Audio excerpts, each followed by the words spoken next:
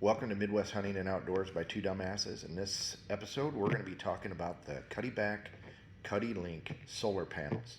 Stay tuned. Hi, this is Tim and Joel. Welcome to Midwest Hunting and Outdoors by Two Dumbasses, A podcast about the outdoors, hunting, and being a steward of the land. Hi everyone, welcome to Midwest Hunting and Outdoors by Two Dumbasses. In this episode, we're going to be using a little bit of different technology than we normally do. We're going to be going live, and the reason we're doing that is hey, we're trying to minimize editing. We got a lot of stuff going on, trying to get cameras up out in the field, so this allows us to get some content to you right away, while also us meeting our needs and getting out in the field. So let's kick this off.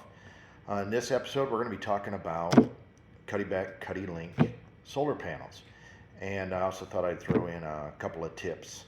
I actually have quite a few of these sun-only solar panels from Cuddeback. I'm very happy with them. They actually, in the back, they have one 7.2 volt rechargeable battery, and for the most part, I'm very happy with those. I do not have many issues with me running out of power during the season, and they do a great job. And so one of the things I do, I have a number that I have actually taken this back panel off and bought the rechargeable 7.2 volt, which is about, I can't remember the exact price, 15-20 bucks. And you basically buy those, and they quick connect right into the back and basically double your capacity. For the most part, when I have both batteries in, I really have no issues with running out of power for my cameras during the season. I try to use those to where, hey, the sunlight coming to those panels is pretty limited, and again, they work pretty good. And I bought majority of these panels back in 2023, which brings me to my next point. I also, when I purchase one of these cameras, one of the things I do is I also put my name right here, the year it's purchased, and then on these solar panels I put, hey, do I have one rechargeable battery in here or two? And I do that so that, hey, when I'm pulling out in the field and I'm putting them someplace, I'm using what I need to for these very important cameras depending on location. So very happy with these.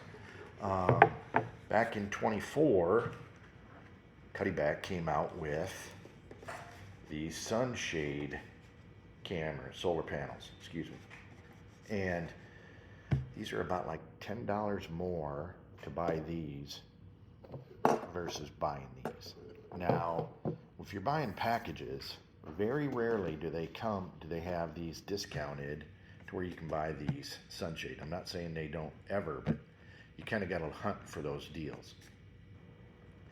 And the price difference between these two solar panels when they're on deal is like $10. Well, that's a no-brainer because these will do a great job in the shade and from a technology perspective and keep your batteries charged up. I tested one of these last year and I was super duper happy.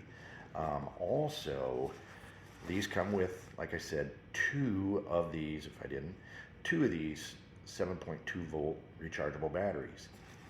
They come with this. So, hey, $10 difference, and those batteries are expensive. No brainer. Buy these. If you can get them on deal, it's like $10 difference. It's a no brainer if you're on the fence. Now what I thought I'd do is take you through in 2025. They came out with some slight modifications to the 2025 solar panels. So again, these solar panels, very similar in design. The one big difference that they have is they now have an LED smart screen right here in the back. And it basically has, hey, is it low battery and charge? Is it charging? Etc. And super helpful. So once you get these set, which is like here middle of August, and I want to get these out in the field and I want to test them over the next couple of weeks to make sure they're staying charged, they're charging, or also when I'm going to install these cameras, pointing them, I'm trying to find this little snippet of sun coming through the forest. I want to make sure it's kept collecting that sun energy and charging.